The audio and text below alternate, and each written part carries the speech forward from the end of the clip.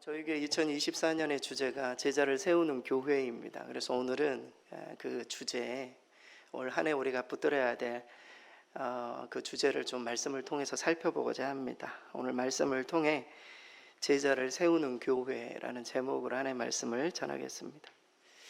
영국의 마틴 로이드 존스 목사님이라는 그 존경받는 목사님이 계셨습니다. 그분이 사람들을 처음 만날 때마다 이런 질문을 했다고 해요.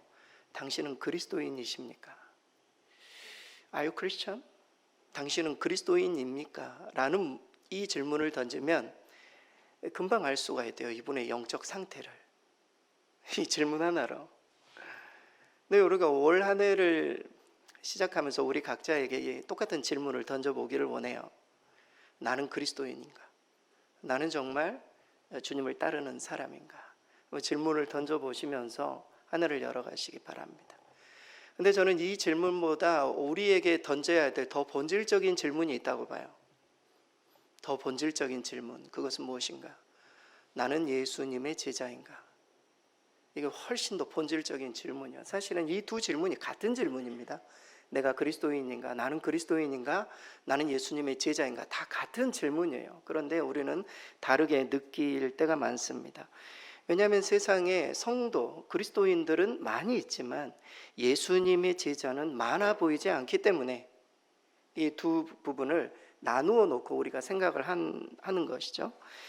이것이 우리 현대 교회가 힘과 능력을 잃게 된 주요한 원인 중에 하나입니다. 성도들은 많이 있지만 헌신하는 제자들이 없는, 이것이 현대 교회가 힘을 잃은 이유이기도 합니다. 많은 교회들이 성도들의 신앙생활을 두 단계로 나누어서 생각하는 견해가 있습니다. 그래서 예수님의 제자가 되는 것은 오직 진지하신 분들, 뭔가 이렇게 경건한 사람, 뭔가 성숙한 사람, 그냥 목회자, 그리고 직분을 가지신 분들, 이 정도 되신 분들만 예수님의 제자의 길을 따르고 다른 사람들은 그저 예수님의 죄 용서 받고 또 예수님의 은혜로만 족하다는 이 두 단계로 그냥 생각을 해요. 하지만 이것은 동일한 거예요. 한국 교회도 마찬가지고 현대 교회가 힘을 잃은 이유가 제자도가 우리가 예수님의 제자가 되는 것이 선택사항이 된 거예요. 나는 교회만 왔다 갔다 하고 예수님의 제자는 다른 사람이 그냥 그렇게 하는, 이 정도로만 생각하는, 그래서 한국 교회가 수많은 현대 교회들이 힘을 잃었다, 우리 스스로도 힘을 잃었다라는 사실입니다. 하지만 본 회퍼 목사는 이런 말을 했어요. 제자도가 없는 기독교는 언제나 그리스도가 없는 기독교다. 제자도가 없는 것은 그리스도가 없는 기독교라는 것입니다. 왜 그렇습니까? 기독교가 무엇입니까? 예수님을 따라가는 종교예요. 예수님을 닮아가는 종교란 말이죠. 근데 그리스도가 없어요. 우리가 예수님을 따르고자 하는 훈련도 없고 마음도 없고 결단도 없고 생각조차 없어요. 기독교가 아니라는 겁니다. 예수님을 따르는 사람이 없는 종교, 그리스도의 종교가 아니다, 이렇게까지 이야기를 했습니다. 여러분, 저는 우리 교회가 예수님의 제자를, 우리가 예수님의 제자가 되고 예수님의 제자를 삼고 이런 교회가 되기를 바라요. 제자를 세우는 교회. 우리가 영혼 구원 중요하죠. 구원받고 뭐 하자는 겁니다. 예수님의 제자가 되어서 더 성숙하고 성화의 단계에 이르러야 되는데 거기까지 못 가면 젖만 먹다가 끝나는 겁니다. 신앙적으로, 영적으로. 제자를 세우는 교회가 꼭 되기를 올 한 해 기도해 주시기 바랍니다. 그렇다면 제자를 세우는 교회는 어떤 교회인가? 우리는 올 한 해 어떤 교회와 성도는 어떤 교회가 되어야 되는가? 이 부분을 좀 살펴봅니다. 먼저 제자를 세우는 교회는 예수님의 명령을 따르는 교회입니다. 여러분, 제자를 세우라는 것은 사람이 고안해낸 게 아니에요. 예수님의 명령이기 때문에 제자를 세우는 교회가 되는 것은 예수님의 명령을 따르는 교회가 되는 것과 똑같습니다. 오늘 본문의 18절에 19절 우리 스크린 보고 우리 같이 한번 읽겠습니다. 예수께서 나와 말씀하여 이르시되 하늘과 땅의 모든 권세를 내게 주셨으니 그러므로 너희는 가서 모든 민족을 제자로 삼아. 여러분, 이 말씀은 마태복음의 가장 끝 구절이죠. 부활하신 예수님께서 승천하시기 전에 마지막으로 제자들을 향해 명령하고 있는 너무나 중요한 명령을 내리시고 계십니다. 하늘과 땅의 모든 권세를 가지시고 명령하신 내용, 그것은 바로 모든 민족을 제자로 삼으라. 하나님의 명령이요. 예수님의 명령. 뭐 이렇게 제자 양육, 제자 훈련하는 교회들 많지만 이게 뭐 어떤 목회자가 고안해낸 게 아니에요. 그냥 이렇게 하면 교회가 부흥할 것이다 해가지고 해는 게 아니라고요. 예수님의 명령이기 때문에 이 명령을 받은 것입니다. 여러분, 명령하신 이유는 무엇입니까? 하나님의 구원과 회복의 계획을 성취할 유일한 방법이 제자도이기 때문에 그래요. 우리 모두가 예수님의 제자가 되는 것. 예수님께서 다른 방법이 있으면 다른 걸 하셨겠죠. 12 제자를 길러내시고 그 제자를 세상에 파송하시며 이 제자 훈련, 이 제자를 양육하는 것, 이것이 세상을 변화시킬 것이다 확실히 믿으셨기 때문에 제자를 삼으라고 명령을 하신 것입니다. 하지만 많은 교회들이 이 명령에 순종하지 못했습니다. 우리 교회도 온전히 따르지 못하고 있어요. 저는 그 부분에 대해서 하나님 앞에 회개해요. 우리 교회는 왜 제자를 세우고 제자를 삼는 교회가 되지 못할까? 여러분, 여러 이유가 있죠. 이 제자를 키우는 것은 엄청난 힘, 엄청난 헌신, 에너지를 소모해요. 제자 훈련을 하는 목사님들은요, 대부분 일찍 돌아가신대요. 죄송한 표현이지만 제 아는 목사님도 제자 훈련하는 교회가 있는데 목사님이 아프세요. 엄청난 에너지를 쏟기 때문에. 성도들도 마찬가지지만 목회자가 제자 훈련을 시키려고 밤늦게까지 섬기고 양육하고 막 이런 일들이 있으니까 이거를 많은 교회들이 알기 때문에 어려워한다는 겁니다. 여러분, 우리 한국 교회에 제자 훈련하면은 딱 하나의 교회가 떠오르죠. 사랑의 교회, 사랑의 교회. 사랑의 교회 고옥하는 목사님, 여러분 그 혹시 목사님 한 번쯤 뵀는지 모르겠어요. 저는 개인적으로 좀 뵌 적이 있는데요. 이분은 주님의 명령을 신실하게 지키셨던 분이세요. 그래서 제자 훈련이 하나님의 명령이다. 그래서 교회 안에 제자 훈련을 시키기 위해 열심히 사명을 감당했던 목사님이십니다. 제자 훈련 지도자 세미나 같은 데를 가보면 이 목사님이 첫 번째 강의를 하시는데 그 강의의 제목이 뭐냐? 1강의 제목이 뭐냐? 광인론이에요. 그리고 광인론이 뭡니까? 미친 사람, 제자 훈련에 미쳐야 될 수 있다라는 거예요. 광인론. 우리 모두가 제자 훈련, 그러니까 예수님의 제자가 되는데 우리가 미쳐야만 교회가 그렇게 체질이 바뀔 수 있고 교회가 그렇게 제자를 세우는 교회가 될 수 있다는 거예요. 미치지 않으면 얘가 할 수 없어요. 여러분, 왜 미쳐야 됩니까? 한 사람을 온전하게 그리스도의 제자로 세우는 사역이 그만큼 어렵기 때문에. 예수님이 3년 동안 12제자 3년 동안 쉬지 않고 사역하셨잖아요. 12제자 길러 12명 제자 기르는 것도 얼마나 기른 것, 제자들 다 도망갔잖아요. 이만큼 온전한 제자를 키우는 게 너무 힘들기 때문에 미치지 않으면 이 사명을 감당할 수 없다, 이렇게 이야기를 합니다. 하지만 우리 주님은 교회가 제자 삼는 일이 교회가 행하는 여러 가지 것 중에 하나가 아니라 교회가 해야 하는 모든 일이 되어야 된다. 그리고 우리 교회는 영혼 구원, 예수 제자, 모든 일이 되어야 된다. 올 한 해 하나님 말씀을 배우고 양육하고 우리가 말씀을 받아서 또 다른 제자를 세우고 이런 일들에 우리가 훈련되고 준비되는 한 해가 꼭 될 수 있기를 바라요. 이게 무슨 선택사항이 아니라 우리가 반드시 해야 될 일들이다. 이 부분을 우리가 놓쳐서는 안 될 것입니다. 왜냐하면 우리 주님께서 땅과 하늘과 땅의 모든 권세를 지니신 우리 주님께서 우리에게 명령하셨기 때문에 그래요. 주님의 명령이기 때문에. 주님이 전 세계를 복음화하는데 다른 방법이 있었다면 다른 명령을 주셨을 것입니다. 그러나 우리 주님은 너희는 가서 모든 민족을 제자로 삼으라. 이 명령을 준행하는 교회가 될 때 세상이 바뀌고 우리가 바뀌고 우리 교회도 바뀌고 우리 가정도 바뀔 수 있음을 말해주고 있는 것이죠. 올 한 해 하나님의 명령을 따라 제자를 세우는 교회가 꼭 될 수 있도록 기도해 주시고 협력해 주시기 바랍니다. 두 번째로 제자를 세우는 교회는 말 그대로 예수 제자의 삶을 살아내는 교회예요. 우리 모두가 제자가 되는 삶의 방식으로 바뀌는 거예요. 언제 어디서나 우리가 예수의 제자라고 말할 수 있는 우리의 삶의 방식, 우리의 생각하는 어떤 패턴이 바뀌어야 돼요. 내가 예수님의 제자다. 항상 내 자신에게 물어봐야 돼요. 오늘 본문의 19절에서 20절 말씀 우리 스크린 보고 같이 한번 읽겠습니다. 그러므로 너희는 가서 모든 민족을 제자로 삼아 아버지와 아들과 성령의 이름으로 세례를 베풀고 내가 너희에게 분부한 모든 것을 가르쳐 지키게 하라. 너희는 가서, 예수님이 가장 처음에 명령한 너희는 가서. 여러분, 이 가서라는 것은 문법적으로 계속 가다는 뜻이에요. 계속 가다. 다시 말해서 예수의 제자를 삼는 일은 꾸준히 하는 일이라는 거예요.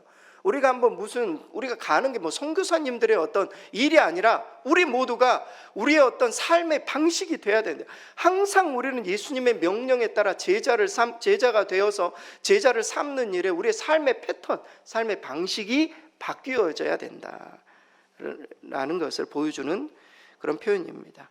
제자 삼는 교회에는 제자가 되는 것이 삶의 방식이, 우리의 삶의 방식이, 나는 예수님의 제자인가를 항상 물으면서 오늘 또 예수의 제자로 예배를 드리는, 그래서 언제라도 주님이 명령하시면 제자 삼는 사역을 감당할 준비가 되어 계셔야 돼요. 어떤 성도님 훈련을 받아서 제가 우리 권사님 아니면 집사님 오늘 새로운 가족이 있는데 1:1 제자 양육을 좀 해주십시오 하면 하실 수 있도록 훈련이 되어 있어야 돼요. 우리 모두가 다 훈련이. 지금은 고인이 되신 달라스 신학교에 하워드 핸드릭스라는 기독교 교육 교수님이 계십니다. 이 교수님이 모든 성도가 각자의 삶 속에서는 3가지 관계를 맺고 있어야 된다, 이렇게 이야기를, 3가지 관계. 그러면서 성경의 3 인물을 들었어요. 어떤 관계를 맺어야 되는가? 첫째는 바울과 같은 관계, 바울. 여러분, 우리 주변에 바울과 같은 사람이 있어줘야 된다는 거. 우리 주변에 내가 배울 수 있는 사람, 나를 양육해 줄 수 있는 사람, 나에게 교훈을 주고 내가 정말 저분을 보고 성숙할 수 있는 사람, 바울과 같은 사람을 옆에 꼭 곁에 두어야 된다. 2번째는 바나바와 같은 사람을 두라는 거예요. 나를 격려해 주고 때로는 잘못하고 있으면 충고해 주고, 어느 누군가 충고 못하잖아요. 친구가 가서 야, 너 그렇게 하면 안 된다고 격려도 해주고 충고도 해주고 함께 성장해가는 그런 바나바와 같은 사람이 필요하다. 3번째는 디모데와 같은 사람이 있어야 된다라는 거예요. 양육할 사람, 내가 하나님의 말씀을 배운 것을 양육해야 될 그런 어떤 우리의 자녀가 될 수도 있고, 내 주변에 어떤 새로운 성도들이 될 수 있고, 중고등부 아이들이 될 수도 있고, 청년이 될 수도 있는, 내가 양육해서 제자를 삼아야 될 이런 3 부류의 사람들이 있어야 된다는 거예요. 여러분, 주변에 이 3 부류가 있나요? 바울과 같은 사람은 있을 거예요, 아마. 바나바와 같은 사람도 사실 있을지 몰라요. 디모데가 있나요? 디모데와 같은 사람, 우리가 제자가 되어서 제자로 삼을 수 있는 그런 대상이 반드시 필요하다.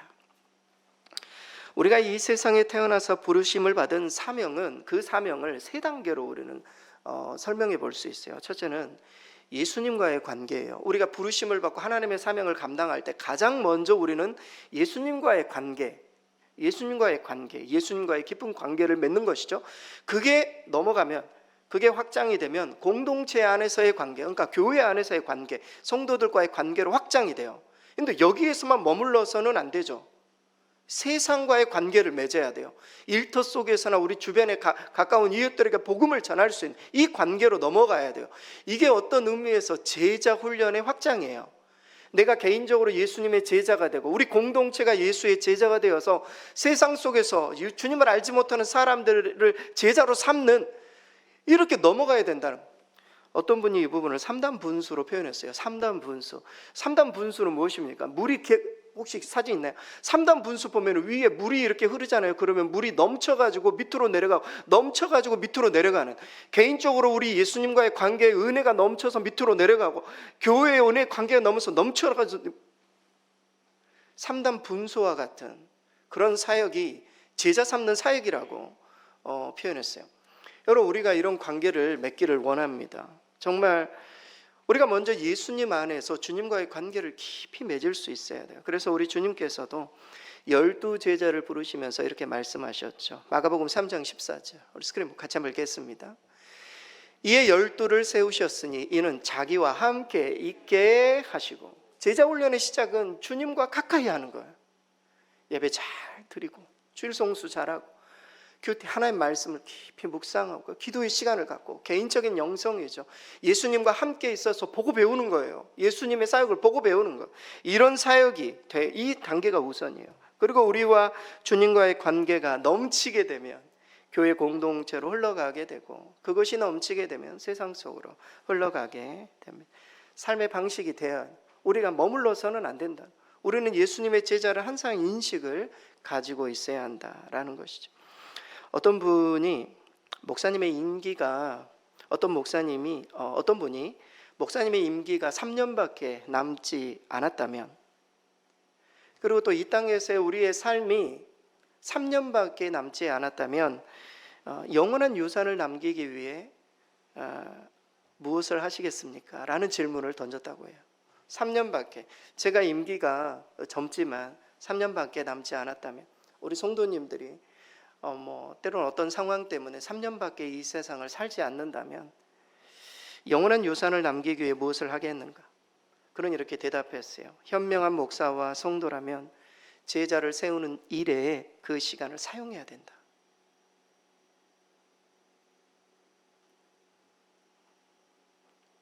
예수님이 이 세상에 오셔서 3년 제자 양육, 마지막 그 순간을 제자를, 목사님은 그래도 만약에 3년 임기 끝나고 나가시면 제자 양육을 받은 성도들이 교회를 세워가지 않겠습니까? 내 제자 양육을 받은 내 자녀들이, 내 주변에 있는 사람들이 예수님의 제자로 배가 하나님의 나라를 확장시켜가지 않겠습니까? 저는 우리 교회가 정말 제자를 삼는 교회가 되기를 원합니다. 한 영혼 한 영혼 구원하는 것도 중요해요.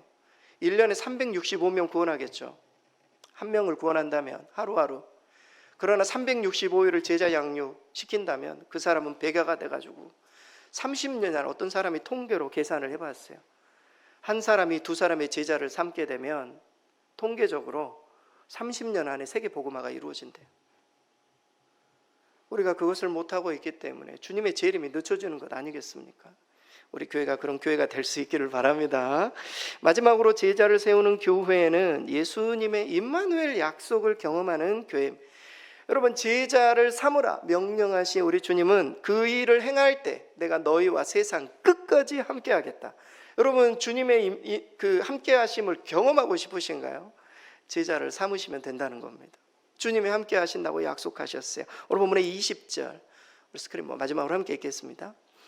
내가 너희에게 분부한 모든 것을 가르쳐 지키게 하라. 볼지어다 내가 세상 끝날까지 너희와 항상 함께 있으리라 하시니라. 임마누엘, 하나님이 우리와 함께 하신다. 예수님이 세상에 처음 오셨을 때 선지자가 예수님에 대해 주의 사자가 명명했던 그 하나님이 함께 하시는 그 내용을 주님이 마지막에 선언하십니다.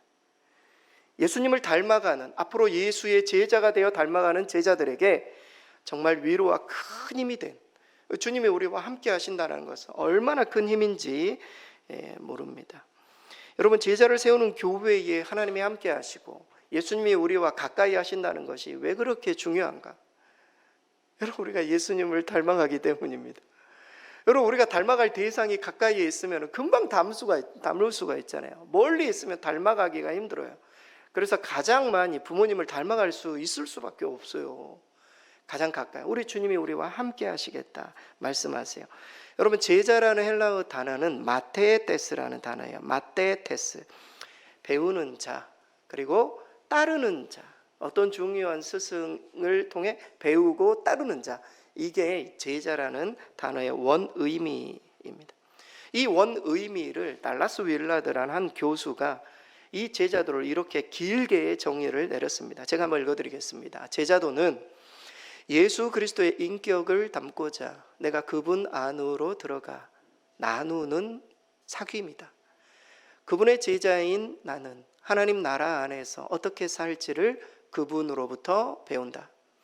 만일 그분이 나였으면 살아가셨을 모습을 보고 배우는 것이다. 당연히 그 결과 내 행실이 바뀌고 더욱이 나는 그분이 말씀하셨고 행하셨던 것들을 일상 속에서 쉽게 행하게 된다. 우리의 삶의 방식이 된 이것이 바로 예수님의 제자가 되는 길임을 말해주고 있습니다. 제자는 결국 스승과 함께 살면서 보고 배우는, 스승의 삶을 모방하는 사람이 제자이다. 우리의 영원한 스승이신 주님이 우리와 함께 하시겠다고 약속하신 이유가 그거예요. 주님이 함께 하시면 우리가 주님을 따라 주님의 삶을 알고 모방하고 배우고 그 삶을 살아낼 수 있기 때문입니다. 따라서 제자를 세우는 교회는 변화와 성장을 통해 우리 주님의 함께 하심을 경험하는 교회가 될 것임을 말해주고 있습니다. 정말 우리 교회가 올 한 해 예수 제자가 되는 교회가 되어서 하나님을 기쁘시게 하고 우리 모두도 영적으로 변화가 되고 내가 제자가 되어서 제자를 삼는 이 사명을 나도 평생에 감당해야 되겠다. 그런 어떤 헌신자들이, 제가 올해 30명의 헌신자, 예수님의 제자로 헌신하는 그런 어떤 제자들이 꼭 세워질 수 있기를 바랍니다. 결론입니다. 니콜 목사님이 이런 말을 했습니다. 궁극적으로 모든 교회는 오직 한 가지, 바로 그 교회가 키워낸 제자들로 평가를 받을 것이다. 이 평가에 의하면 저는 너무 부끄러운 거예요. 하나님 앞에 우리 교회는 정말, 우리 하나님 뭐 몇 점 점수를 따지지는 않으시겠지만 우리 교회가 정말 칭찬받을 수 있을까? 너무 부끄러워요. 하지만 교회뿐만 아니라 저와 여러분 또한 이 평가에서 자유로울 수 없을 것입니다. 올해 제자를 세우는 교회와 성도가 되어서 하나님의 구원과 회복 사역에 모두 동참해서 하나님이 예비하신 복과 은혜를 경험하시는 저와 여러분 되실 수 있기를 바랍니다.